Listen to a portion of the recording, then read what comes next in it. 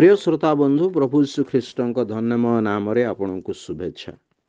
पवित्र बाइबल जहन लिखित सुसमाचार 11 अध्याय 21 पदरे आमे पाठ करू। मार्था जीशु को कहले, प्रभु जदि आपण एठार उपस्थित होइथान्ते ताहले मोर भाई मरी न थांता। लाजारଙ୍କ मृत्यु पर जीशु सेमानको गृह को परिदर्शन रे जिबा बेले मार्था ए कथा कहिथिले, मोर भाई मरी न थांता। चिरकाल बंची रहिबा पाई मनुष्य अनेक प्रयास करे।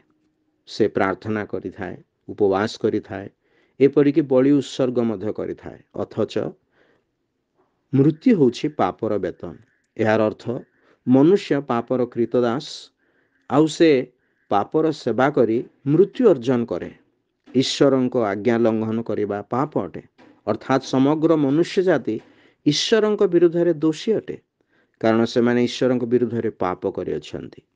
दुई प्रकार मृत्यु रही, शारीरिक और आत्मिक मृत्यु।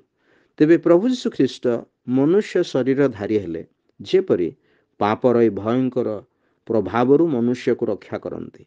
जदिओ से निर्दोष और निष्कलंक थिले, तथापि समस्त मनुष्य जातिर पाप बहन करी क्रूस रूपरे आपना को बलिदान कले और तृतीय दिन रे मृत्यु रूप पुनर्थित हेले। जेपरी जे केही तांगठारे विश्वास करे से परित्राण प्राप्त हुए और पापर प्रभावरू और पापर दंड बा वेतन रु मुक्त हुए। एपरि करबा निमंते ईश्वर आपन को मध्य सहाय्य करंतु। धन्यवाद।